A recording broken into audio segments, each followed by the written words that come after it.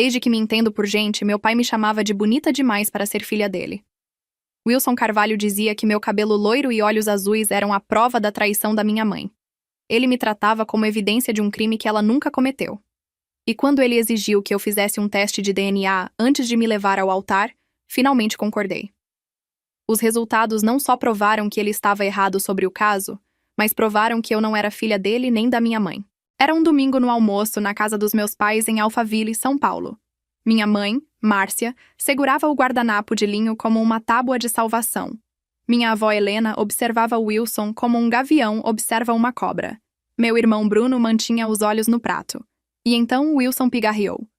Não vou comparecer ao seu casamento, Luana. Ele deslizou um documento dobrado pela mesa na minha direção, um formulário de consentimento para teste de paternidade por DNA, com o nome dele já assinado embaixo. Faça o teste, disse, sua voz firme, quase ensaiada. Divulgue os resultados para a família. Se você for minha, estarei lá. Até vou me desculpar. Ele sorriu, mas o sorriso não chegou aos olhos. Mas nós dois sabemos o que o teste vai mostrar. Não assinei o papel naquela noite. Simplesmente disse, obrigada pelo lembrete, Wilson. Vou me lembrar disso. E eu quis dizer cada palavra. Aos 28 anos eu havia aprendido que a crueldade do meu pai seguia um padrão previsível como a maré, 2 vezes mais implacável. Tinha 7 anos na primeira vez que entendi que era diferente. Aos 12 quis entrar para o time de vôlei da escola. Wilson se recusou a assinar a autorização. Não vou investir na filha de outro, ele me disse bem na frente do Bruno, que ganhou uma chuteira nova de futebol naquela mesma semana. Quando fui aceita na faculdade de enfermagem, Wilson olhou para mim através daquela mesma mesa de jantar e disse: seu pai de verdade pode pagar seus estudos. Então fiz financiamento estudantil. Trabalhei em turnos duplos num restaurante.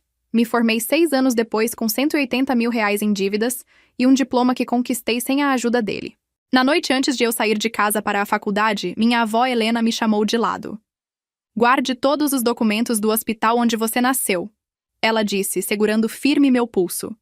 Sua certidão de nascimento, qualquer papelada. Tenho um pressentimento de que vamos precisar deles algum dia. Não entendi na época, mas guardei os papéis. E 18 anos depois, finalmente descobriria por que ela me disse isso. Naquela noite, dirigi de volta para meu apartamento no Morumbi. Gabriel estava esperando no sofá, seu notebook aberto com plantas de um cliente. Ele soube imediatamente que algo estava errado. Talvez você devesse simplesmente fazer, ele disse. De uma vez por todas. Fazer o teste. Provar que ele está errado. Coloquei minha taça de vinho na mesa e olhei para o diamante modesto no meu dedo. Gabriel havia desenhado o anel baseado num esboço que fiz anos atrás num caderno. Não é mais sobre provar que ele está errado, eu disse. É sobre libertar minha mãe.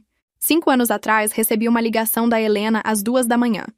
Ela havia encontrado Márcia no banheiro com um frasco vazio de remédios para dormir. Os paramédicos chegaram a tempo, mas por pouco. Wilson nunca pediu desculpas. Ele nem reconheceu o que seus 23 anos de acusações fizeram com ela.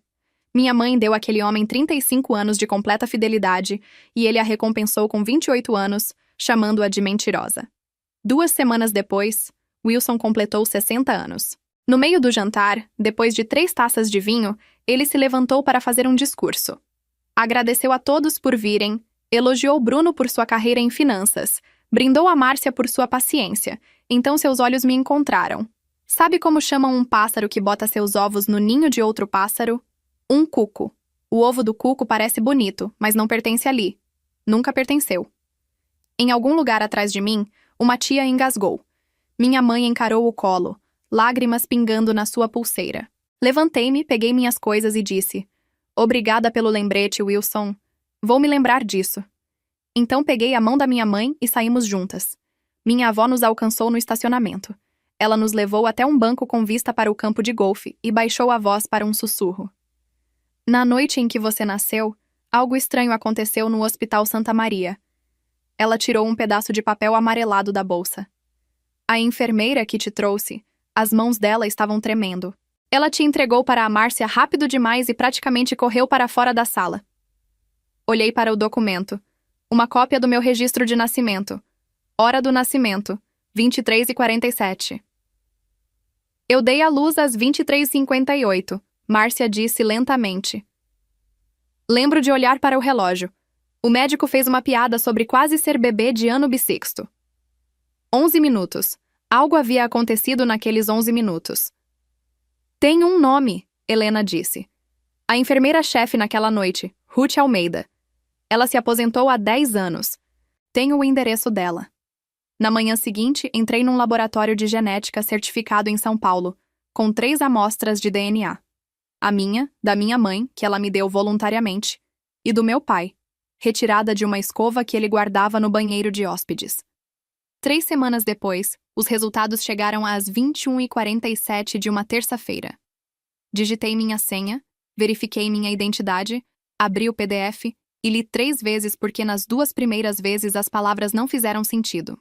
Sujeito A apresenta 0% de compatibilidade genética com Wilson Carvalho. Eu esperava isso.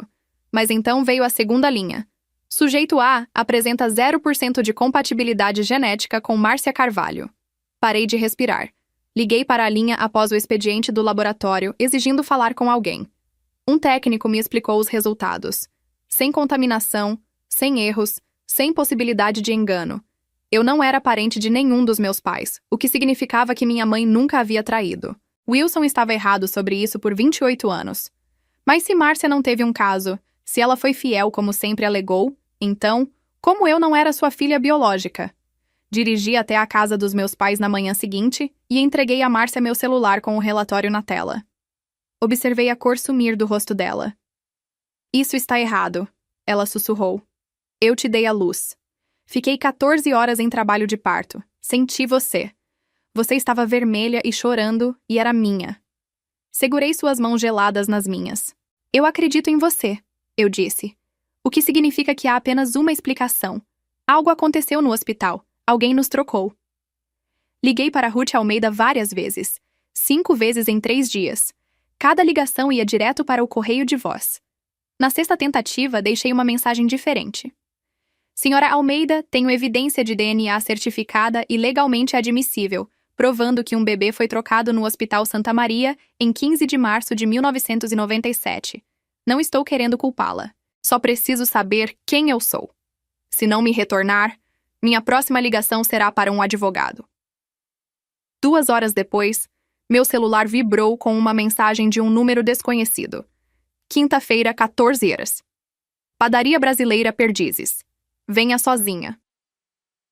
Ruth Almeida estava sentada no canto, de costas para a parede, as mãos tremendo contra a xícara de café.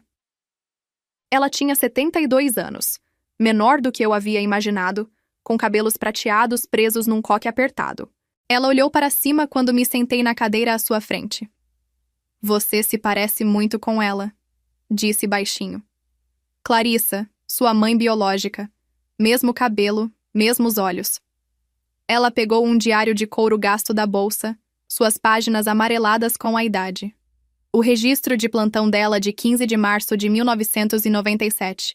Abriu numa página marcada e deslizou pela mesa.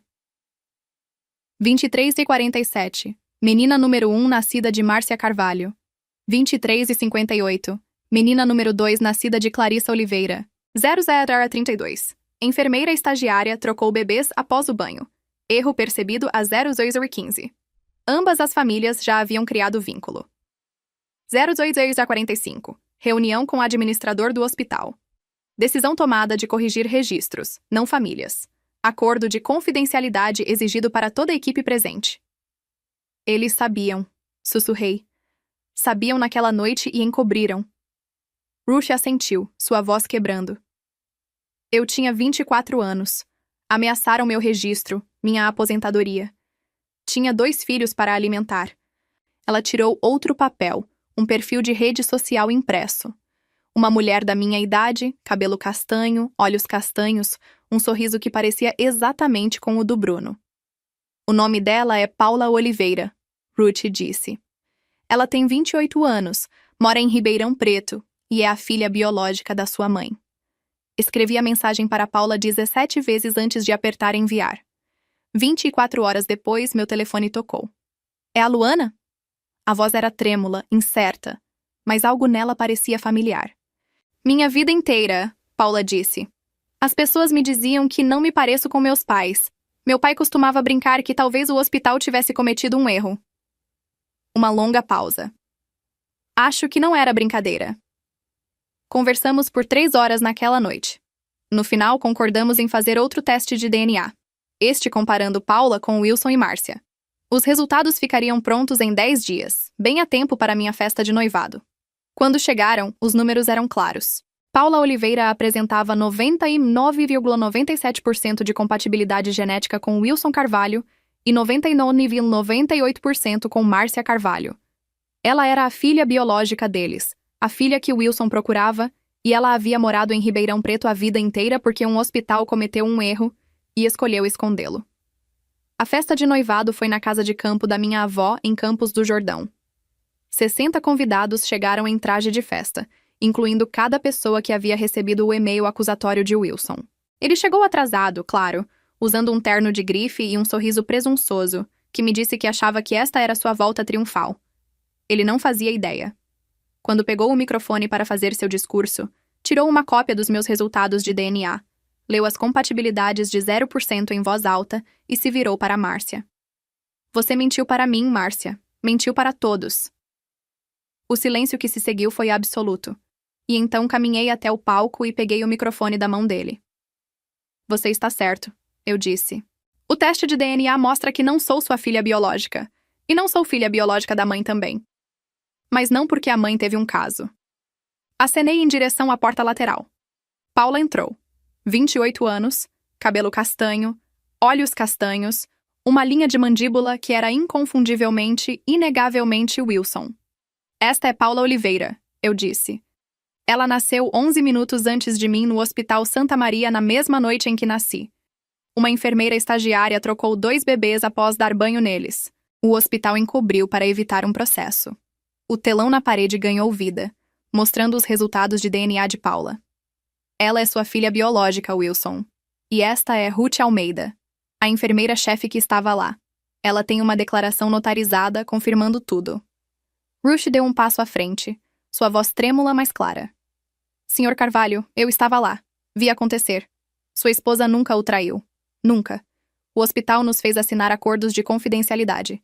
Sinto muito por não ter falado antes. As mãos de Wilson agarraram a borda da plataforma. Seu rosto ficou completamente branco.